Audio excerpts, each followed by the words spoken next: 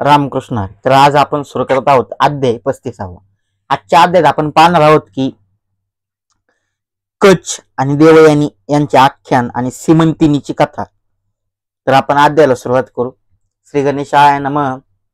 अलंकापुरी पुण्य भूमी पवित्र तिथे नांदतो ज्ञान राजा सुपात्र तया ठेविता महापुण्य राशी. नमस्कार माझा श्री सद्गुरू ज्ञानेश्वरासी.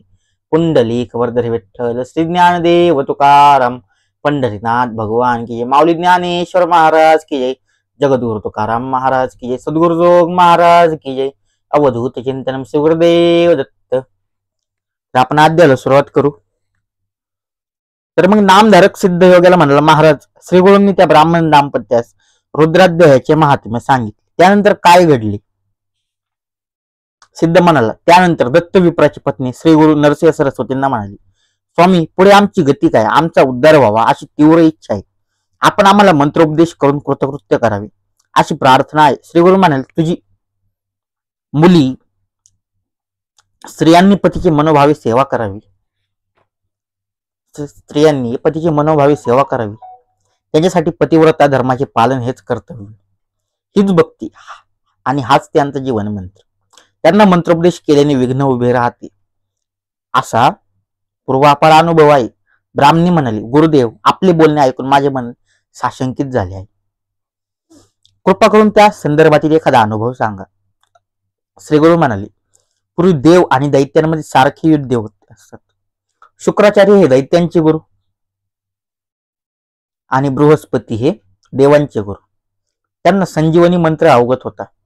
युद्धात मरण आलेल्या दैत्यांना ते आपल्या मंत्रविद्येने पुन्हा जिवंत करत. त्यामुळे दैत्यांचे सामर्थ्य वाढले.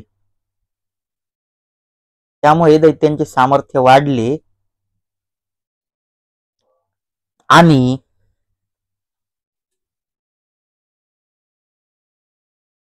त्यामुळे दैत्यांचे सामर्थ्य वाढून ते उन्मत्त झाले. देवांना त्यांच्यावर विजय मिळवणे अशक्यप्राय होऊन बसले. काय करावे इंद्राला मोठा प्रश्न पडला. त्याने कैलासावर जाऊन शंकरांना सर्व वस्तुस्थिती सांगितली. त्यामुळे त्याला राग आला. त्याने नंदीला आज्ञा केली, तू शुक्राचार्याला ताबडतोब येथे घेऊन ये. त्याप्रमाणे नंदी धावत गेला आणि ध्यानमग्न शुक्राचार्यांच्या तोंडात धरून घेऊन आला. शंकराने क्षणाचाही विलंब न लावता त्यांना गिळून टाकले. हे वृत्त समस्त दैत्यांमध्ये एकच हाहाकार मारला. शुक्राचार्य कित्येक दिवस शंकराच्या पोटात अडकून पडले होते. कालांतराने ते शिवाच्या मूत्र मार्गाने बाहेर पडले. ते शंकराला कळलेच नाही. त्यामुळे शुक्राचार्यांना भार्गव हे नाव पडले. मुक्तता झाल्यावर ते पुन्हा संजीवनी मंत्र प्रयोगाने दैत्यांना जिवंत करू लागले. इंद्राला चिंतेने ग्रासले. त्याने देवगुरु बृहस्पतींची भेट घेतली व म्हणाला, गुरुवर्य, शुक्राचार्य संजीवनी मंत्राने दैत्यांना पुन्हा जिवंत करतात. त्यामुळे ते सारखे युद्ध प्रवृत्त होतात. अशा परिस्थितीत त्यांचा सामना करायचा तरी कसा? त्यांच्यासारखे सामर्थ्य आपल्यापाशी नाही. देवांची शक्ती क्षीण झाली तर ती पुन्हा प्राप्त होण्यास वेळ लागतो. यावर काय उपाय करावा? आपणच मार्गदर्शन करा. बृहस्पती म्हणाले, देवेंद्रा, संजीवनी मंत्र षटकर्णी झाल्याशिवाय शुक्राचार्यांचे सामर्थ्य कमी होणार नाही. तू त्या दृष्टीने प्रयत्न कर. त्यासाठी कोणाला तरी विद्यार्थी म्हणून गुप्तवेशन त्यांच्याकडे पाठव. त्यांनी शुक्राचार्यांची सेवा करून त्यांचा विश्वास संपादन करावा व संधी मिळताच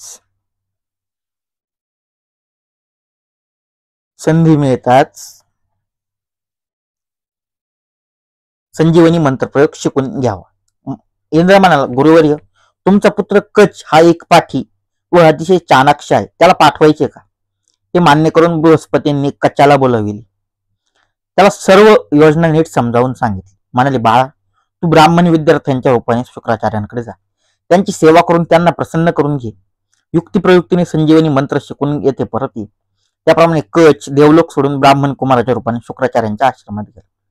शुक्राचार्यांना विनम्र नमस्कार करून तो म्हणाला, गुरुजी, मी आपली कीर्ती ऐकून विद्याभ्यास शिकण्याच्या इच्छेने आपल्यापाशी आलो आहे.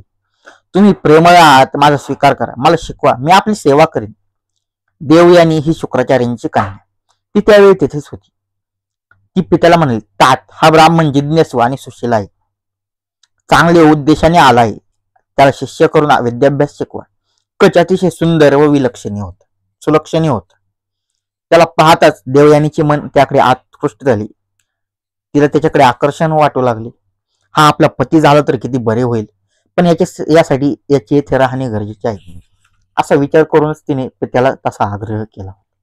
शुक्राचार्यांनी आपल्या लाडक्या कन्येचे ऐकले. कच्याला आपला शिष्य करून घेतले. तो त्यांच्याच आश्रमात राहू लागला,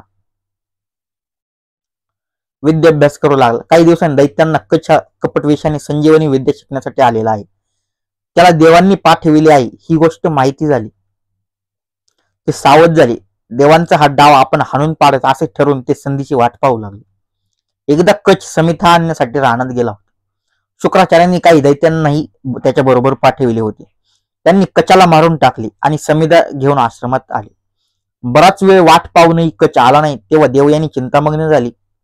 कच्छ आश्रमात आल्याशिवाय मी अन्न पाणी घेणार आहे, असे तिने त्याला स्पष्ट सांगून टाकले.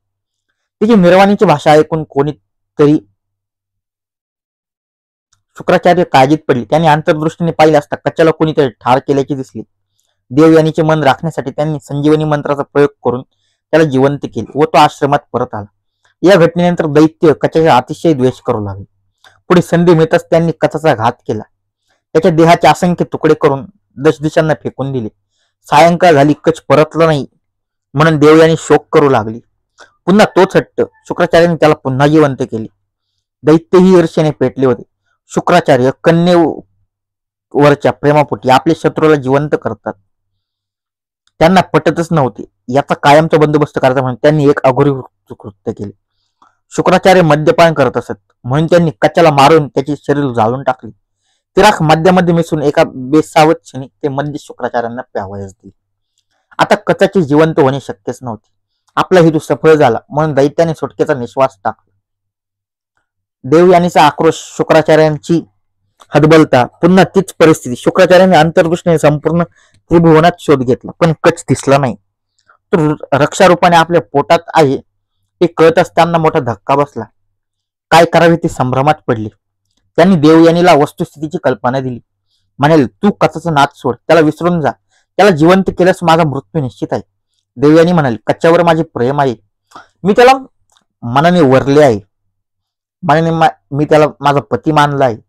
तुम्ही स्वतःच्या प्राण भयाने त्याला जिवंत करू शकत नसाल तर मीच प्राण त्याग करेन. शुक्राचार्य म्हणाले, संजीवनी मंत्र मला एकट्यालाच माहित आहे. मी मेलो तर मला कोण उठवेल?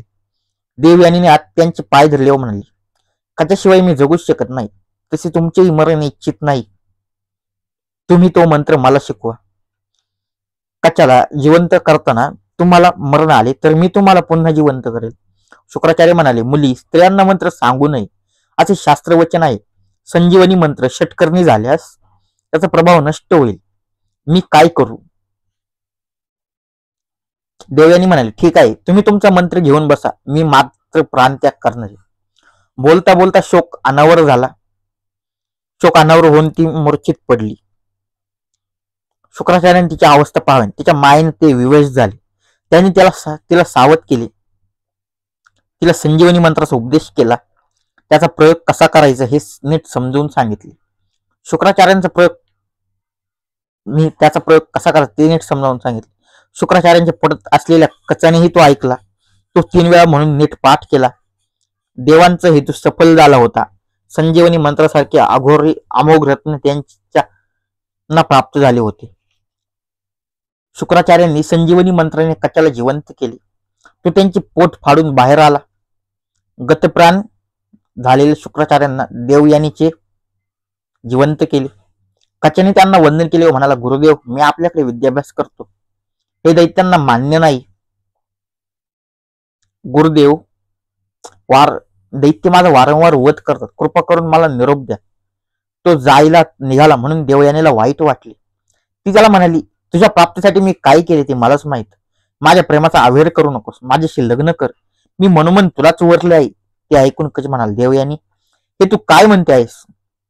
गुरुकन्या ही भगिनी समान असते, ते कसे विसरलीस? तू मला जिवंत केलेस म्हणून तू मला माते समान आहेस. अर्थात मी तुझ्याशी विवाह करू शकत नाही. तेव्हा देवयानी संतापून म्हणाली, तू माझ्या इच्छेवर पाणी फिरवलीस.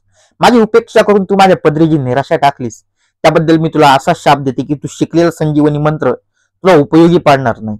कच म्हणाला, तुम्हाला व्यर्थ शाप दिलास. आता माझे वचन ऐक. तुला ब्राह्मणपती मिळणार नाही. तुझ्या पित्याला संजीवनी मंत्र येत असलं तरी तुला, अर्थात एका स्त्रीला शिकविल्यामुळे, यापुढे तो निष्फळ होईल. देवांना मात्र त्याचा उपयोग होईल. देवयानीला प्रतिशाप देऊन कच देवलोकी गेला. कार्यसिद्धी झाली म्हणून इंद्रादिक सर्वांना आनंद झाला. त्यानंतर शुक्राचार्यांचा मंत्र दैत्यांना कधीच उपयोगी पडला नाही. श्रीगुरु पुढे म्हणाले, मुली म्हणून स्त्रियांना मंत्रोपदेश करू नये असा संकेत आहे. त्यांच्यासाठी पतीची सेवा हीच साधना, हाच मंत्रोपदेश. त्यांनी पतीच्या किंवा गुरुच्या आज्ञेने व्रते, उपवास आदी गोष्टी कराव्या. तेव्हा ती साध्वी म्हणाली, गुरुदेव, आमचा तुमच्यावर विश्वास आहे. तुमच्या चरणी आमची भक्ती अखंड राहील. असा आशीर्वाद द्या. आमच्या कल्याणासाठी एखादे व्रत सांग. तुम्ही सांगाल तसेच आम्ही वागू. सिद्ध म्हणाला, नामधारका, श्रीगुरूंनी त्या ब्राह्मण दाम्पत्यास सोमवारचे शिवव्रत करावयास सांगितले व त्या व्रताचे महात्म्य विशद करणं एक पुरातन कथा सांगितली. ती कथा तुला सांगतो, तरी लक्षपूर्वक ऐक. तर मग सिद्ध योगी म्हणाले की आता मी तुला ती पुरातन कथा सांगतो. मग त्याने ती सीमंतिनीची कथा सांगायला सुरुवात केली. की प्राचीन काळी नैमिषारण्यात चाललेल्या यज्ञ सत्रात महामुनी सूत श्रोत्यांना मार्गदर्शन करीत होते. एके दिवशी शौनकादिक ऋषींनी त्यांना विचारले, हे मुनी, आम्हाला लोकांच्या कल्याणासाठी आचरणास सुलभ व महाफलदायी असे एखादे उत्तम व्रत असल्यास सांगावे. सूत म्हणले, श्रोते हो, भगवान शंकर हे त्वरित प्रसन्न होणारे दैवत म्हणून प्रसिद्ध आहेत. ते आपल्या भक्तांच्या सर्व इष्ट कामना पूर्ण करतात. त्यांना भवसागरातून सुखरूप तारून नेतात. त्यांची प्रसन्नता लाभून आपले कल्याण व्हावे असे त्यांना वाटते. त्यांनी सोमवारचे शिवव्रत करून त्यांची आराधना करावी. या व्रतामध्ये सोमवारी उपवास करावा. सकाळी किंवा सायंकाळी प्रदोष समयी शिवाची पंचोपचारे अथवा षोडशोपचारे पूजा करावी. सायंकाळी प्रदोष समयी सायंकाळी भोजन करावे. मनावर आणि इंद्रियावर नियंत्रण ठेवावे. ब्रह्मचारी, कुमारिका, गृहस्थ, सुवासिनी, विधवा स्त्री अशा कोणीही हे व्रत करावे. या व्रताची महात्म्य सांगणारी एक कथा स्कंद पुराणात आहे, ती सांगतो. पूर्वी आर्यावर्तात म्हणजेच भारत वर्षात चित्रवर्म नावाचा राजा राज्य करीत होता. तो पुण्यवान, न्यायप्रिय, पराक्रमी, धर्मात्मा, वैश्वर्य संपन्न होता. त्याला एक कन्या झाली. ती अतिशय सुंदर व सुलक्षणी होती. तिचे नाव सीमंतिनी. तिच्या जन्मानंतर विद्वान ज्योतिषांनी तिचे भविष्य सांगितले. ते म्हणाले, जरा राजा, ही कन्या सूर्यासारखी तेजस्वी, चंद्रासमान शांत स्वभावाची, लक्ष्मीसारखी रूपवान, उमेश सारखी गुणवान व जानकी सारखी महान प्रतिव्रता होईल. हिची मोठी कीर्ती होईल. ही पती समवेत पुष्कळ वर्ष राज्य करेल. ते ऐकून राजाला अत्यानंद झाला. त्याने त्या सर्वांना भरपूर द्रव्य दक्षिणा दिली. त्या ज्योतिषांमध्ये एक ब्राह्मण स्पष्ट वक्ता होता. तो म्हणाला, हे राजा, या सर्वांनी वर्तविले भविष्य खरे असले तरी पत्रिकेतील ग्रहदशेप्रमाणे ह्या कन्येला 14व्या वर्षी वैधव्य योग आहे. तरी हे ऐकून राजाला मूर्छा झाली. त्याची पत्नी चिंतेने व्याकुळ झाली. सीमंतिनी हळूहळू मोठी होऊ लागली. ती 7 वर्षाची झाली. राजाच्या मनात तिच्या विवाहाचे विचार येऊ लागला, पण पुढील भविष्य माहीत असल्यामुळे त्याला धीर होत नव्हता. एकदा सीमंतिनी मैत्रीण समेत खेळत असताना एक सखी तिला म्हणाली, राजकन्ये, तुझ्या पत्रिकेत 14व्या वर्षी वैधव्य योग आहे असे मी ऐकले आहे. ते ऐकून सीमंतिनीला खूप वाईट वाटले. ती एकसारखी चिंता करू लागली. काही दिवसांनी याज्ञवल्क्य ऋषींची पत्नी मैत्रेयी राजपरिवाराला भेट देण्यासाठी आली. सीमंतिनीने तिला वंदन केले. तिला आपली चिंता सांगितली व म्हणाली, माते, तू तपस्विनी आहेस, महान पतिव्रता आहेस. मी तुला शरण आले आहे. माझा सांभाळ कर. माझे सौभाग्य स्थिर राहील असा एखादा उपाय सांग.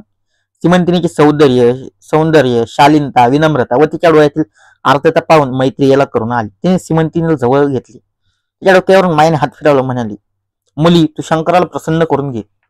त्यासाठी सोमवारचे व्रत कर. या दिवशी उपवास करावा. सकाळी स्नान करून पितांबर नेसावा. शंकराची शांत चित्ताने पूजा करावी. त्याला अभिषेक केल्याने पाप नाहीसे होते. गंधाक्षदा व फुले अर्पण केल्याने सौभाग्य अखंड राहते. धूप, दीप, नैवेद्य व तांबूल अर्पण केल्याने ऐश्वर्य व तेज प्राप्त होते. नमस्कार केल्याने 4 पुरुषार्थ साध्य होतात आणि त्याचा नामजप केल्याने अष्ट ऐश्वर्य भोगावयास मिळते. त्याच्या प्रत्यर्थ ब्राह्मणास भोजन दिल्याने सर्व देवता तृप्त होतात. सोमवारचे व्रत करून त्या गौरीहाराचे पूजन केल्याने भय, क्लेश, संकटे व महादुःखाचे निवारण होते. तू हे व्रत कर, म्हणजे शंकराच्या कृपा प्रसादाने तुझे कल्याण होईल. मैत्रेयीने तुला व्रतविधी समजावून सांगितला. त्याप्रमाणे मैत्रेयीने सीमंतिनीला व्रतविधी समजून सांगितले. त्याप्रमाणे सीमंतिनीने बालवयातच सोमवारचे व्रत सुरू केले. सीमंतिनी उपवर झाली. राजाने दैवावर हवाला ठेवून वर संशोधनास प्रारंभ केला. त्याच्या मंत्र्यांनी देशोदेशी जाऊन सीमंतिनीला अनुरूप अशी स्थळे आणली. त्यावर विचार विमर्श करून नल दमयंतीच्या वंशातील इंद्रसेन राजाचा पुत्र चित्रांगद याच्याशी तिचा वागनिश्चय करण्याचे ठरले. उभय पक्षी बोलणी झाली. देशोदेशांच्या राजांना आमंत्रणे गेली. ठरलेल्या मुहूर्तावर चित्रांगद आणि सीमंतिनीचा विवाह सोहळा थाटामाटात पार पडला. वराडी मंडळी आपापल्या नगरातच परतली. चित्रवर्मा राजाने आपल्या जमाताला म्हणजे जावयाला व कन्येला काही दिवस आपल्यापाशीच ठेवून घेतले. त्यांचे खूप कोडकौतुक केले. त्यावेळी सीमंतिनी 14 वर्षाची झाली होती. श्वशुर गृही राहत असताना एके दिवशी राजपुत्र चित्रांगद जलक्रीडेसाठी गेला होता. त्याच्याबरोबर अंगरक्षक व अन्य सैनिकही होते. नौकविहार केल्यानंतर चित्रांगदाने पोहण्यासाठी यमुनेच्या अथांग पात्रात उडी घेतली आणि काही काळाच्या आधीच तो पाण्यामध्ये अदृश्य झाला. राजपुत्र बुडाल्याचे कळताच दोन्ही तटावरील सैनिकांमध्ये एकच घबराट पसरली. नावाड्यांनी व उत्तम पोहणाऱ्यांनी पात्रात उड्या घेऊन राजपुत्रात सर्वत्र शोध घेतला, पण उपयोग झाला नाही. हे वृत्त हा हा हा हा म्हणता सर्व नगरात पसरले. राजा, राणी, राजपरिवार, प्रजाजन सर्वांनी यमुनेकडे धाव घेतली. सीमंतिनीच्या दुःखाला तर पारावरच नव्हता. बा शंकरा, तू माझी उपेक्षा केलीस, माझे प्रवृत्ताचरण वाया गेले. भक्त रक्षक हे तुझे ब्रीत तू आज खोटे केले. आता जगून काय करू असा आक्रोश करीत ती प्राणत्यागास उद्युक्त झाली. इंद्रसेनही तातडीने आला शोक सागराला भरती आली. दुःखाने आभाळच फाटले होते. तेथे कोणी कोणाची सांत्वन करावी. वातावरणात जीवघेणी खिन्नता भरून राहिली होती.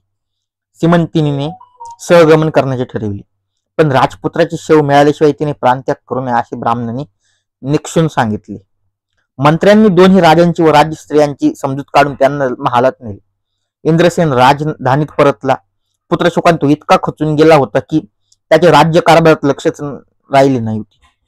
ही संधी साधून त्याच्या गोत्रजांनी त्याला व त्याच्या पत्नीला कैद करून सर्व राज्य बळकावले.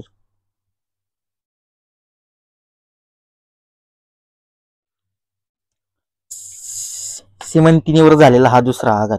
ती पार उन्मळून गेली.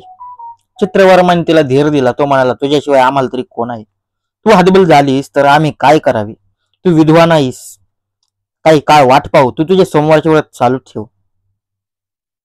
सीमंतिनीचा मैत्रियेच्या वचनावर अढळ विश्वास होता. तिने मोठे धैर्याने स्वतःला सावरले व सोमवारचे व्रत पूर्वीप्रमाणे श्रद्धा भक्तीने आचरू लागले. इकडे यमुनेत बुडालेले राजपुत्र चित्रांगदाला नागकन्यांनी अमृत शिंपडून सावध केले. त्या त्याला पाताळात घेऊन गेल्या. पाताळ नगराची अनुपम रचना पाहून चित्रांगद अक्षरशः थक्क झाला. तेथील वैभवाचे काय वर्णन करावे. तेथे अतिभव्य आणि रत्नखचित अशी गोपुरे होती. रत्न मानकांनी सजविले स्वर्णमाल होते. नागकन्यांनी त्याला दैदिप्यमान अशा राजसभेत नेले. तेथे सर्वत्र सर्पांचाच संचार होता. पाताळाचा राजा तक्षक एका भव्य सिंहासनावर बसला होता. त्याच्या अलंकाराचे, वस्त्रांचे, छत्र चामरांचे तेज सर्वत्र पसरले होते. त्याला पाहून चित्रांगदाने नमस्कार केला. आपल्या सभेत एका मनुष्याला पाहून तक्षकाला नवल वाटले. त्याने नागकन्यांकडून सर्व वृत्तांत जाणून घेतला. मग चित्रांगदाची चौकशी केली. चित्रांगदाने त्याला स्वतःबद्दलची सर्व माहिती सांगितली. तो पाताळात कसा आला तेही कथन केले आणि म्हणाला, हे नागराज, माझी पूर्वपुण्य याच फळास आली. आपल्या आशीर्वादाने मी कृतकृत्य झालो. त्याचा विनय पाहून तक्षकाला परम संतोष वाटला. त्यांनी चित्रांगदाला अभय दिले व म्हणाले, कुमारा, तुझ्या घरी कोणत्या देवाची पूजा व आराधना करत? चित्रांगद म्हणाला, नागराज, वेद ज्याची स्तुती करतात, तक्षक आणि शेष ही ज्याची कुंडले आहेत, सारे विश्व ज्याच्या अधीन आहे त्या शंकराची आम्ही भक्ती करतो. सारे विश्व ज्याच्या अधीन आहे त्या शंकराची आम्ही भक्ती करतो. तेव्हा शिवभक्त आहे हे कळत तक्षकाला खूपच आनंद झाला. तो म्हणाला, कुमारा, माझे नगर अतिशय रमणीय व सर्व प्रकारच्या ऐश्वर्याने युक्त आहे.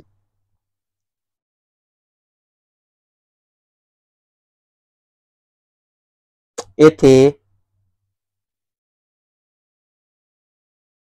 माझे नगर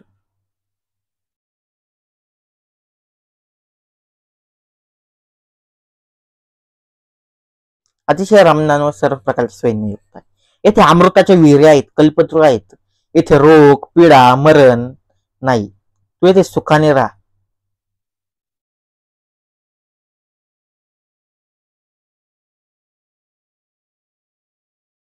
तू येथे सुखाने राहा.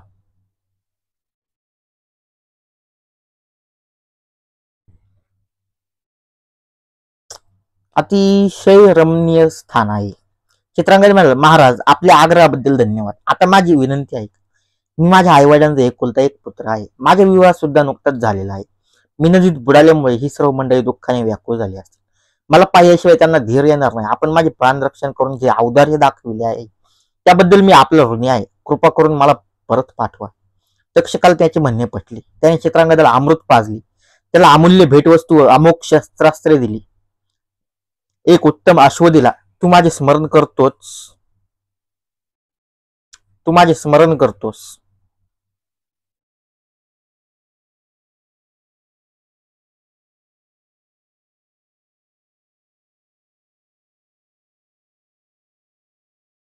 तू माझे स्मरण करताच मी तुझ्या साह्यार्थ धावत येईल असे अभिवचन दिले. आपल्या एका पुत्राला त्याच्या समवेत जाण्यास सांगितले. चित्रांगदाने तक्षकाला वंदन केले, अत्यंत आपुलकीने त्याचा निरोप घेतला आणि अश्वारूढ होऊन तीव्र गतीने आपल्या नगराकडे निघाला. तो जेथे बुडाला होता त्याच जागेवर तो 3 वर्षांनी अश्वारूढ अवस्थेत पाण्यातून उसळी घेऊन बाहेर आला. तो सोमवारचा दिवस होता. व्रतस्थ सीमंतीने आपल्या संख्यांसह स्नानासाठी यमुनेवर आली. तिने त्याला पाहिले पण ओळखले नाही. ती सख्यांना म्हणाली, काय हे आश्चर्य! हा अश्वारूढ तरुण कोण आहे? हा इच्छा रूपधारी राक्षस तर नसेल? हा किती तेजस्वी दिसत आहे. त्याचा अंगसुगंध येथपर्यंत दरवळतो आहे. त्याचबरोबर कोणी नागकुमार असावा असे वाटते. तिने भीत भीत तो आपल्या पतीसारखा दिसतो आहे अशी शंकाही तिच्या मनात येऊ लागली. पण तसे मानायला तिचे मन तयार होईना. चित्रांगदाने तिच्याकडे पाहिले आणि तोही संभ्रमात पडला. तो मनोमन विचार करू लागला, ही तरुणी सीमंतिनी सारखी दिसत आहे, पण ही इतकी निस्तेज आणि कृषका बरे दिसत आहे. भाई कुंकू नाही, गळ्यात मंगळसूत्र नाही, हा काय प्रकार आहे? तो अश्वावरून खाली उतरला. तिच्यापाशी जाऊन तिची आस्तीने विचारपूस केली. सीमंतिनी लज्जेने काहीच बोलली नाही. तिच्या सख्याने तिचे नाव, गाव, कुळगोत्र सांगितले. त्यापुढे तो म्हणाला, महाराज हिचे पती राजपुत्र चित्रांगद यांचे 3 वर्षापूर्वी यमुना डोहात बुडून निधन झाले. तेव्हापासून ही शिवव्रताचे आचरण करीत पतिवियोगाने दुःख शोषित आहे. विधवेचे आयुष्य जगत आहे. त्यांनी पुत्रयोगाने तिच्या सासऱ्यांशी ची काय अवस्था आहे तेही सांगितले. ते सर्व ऐकून चित्रांगदाला मोठा धक्काच बसला. तो संतापाने पेटून उठला व वर करणी काही दर्शविले नाही. मग सीमांतीनेही त्याची चौकशी केली. ती म्हणाली, तुम्ही माझी ज्या मायेने विचारपूस केली त्यामुळे मला तुम्ही जवळचे नातलग वाटत आहात, पण तुम्ही स्वतःबद्दल काहीच बोलले नाही. तुमच्यासारखे देखणे रूप मनुष्यलोकी आढळत नाही. मग तुम्ही आहात तरी कोण? देव, सिद्ध, गंधर्व की किन्नर? तुम्हाला पूर्वी पाहिल्यासारखे वाटते, संदर्भ लागत नाही. बोलता बोलता तिला पतीची इतकी आठवण आली की ती शोक वेगाने रडू लागली. राजपुत्रालाही अतिशय वाईट वाटायचे, पण तो तटस्थ राहिला. त्याने सीमंतिनीचे मृदू शब्दांनी सांत्वन केले. मग एकांतात तिचा हात धरून हळुवारपणे म्हणाला, माझे नाव सिद्ध आहे.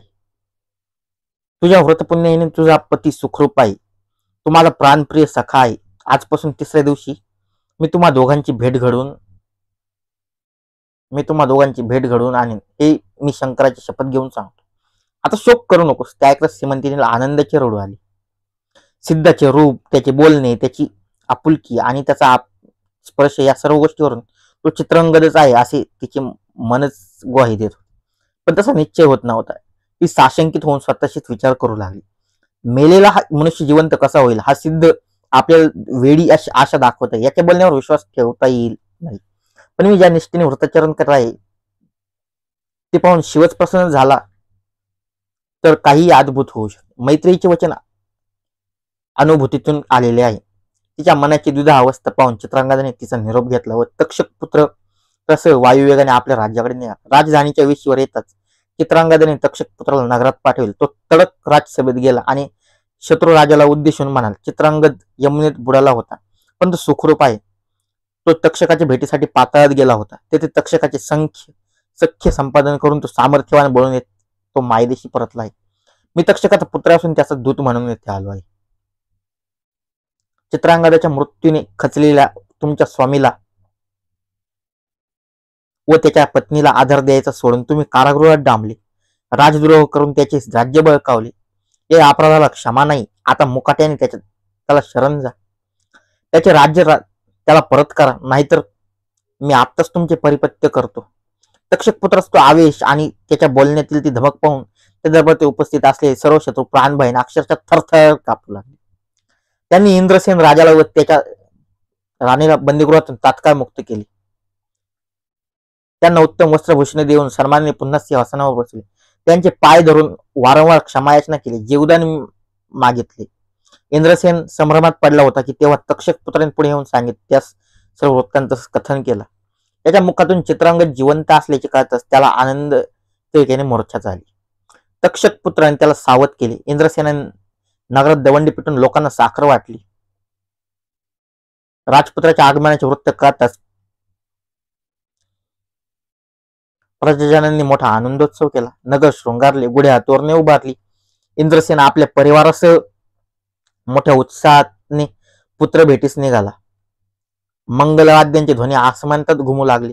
चित्रांगदाला पाहतच राजाला व राणीला अक्षरशः गलबोलून आले. त्याला आलिंगन देऊन त्यांनी अश्रूंना वाट मोकळी करून दिली.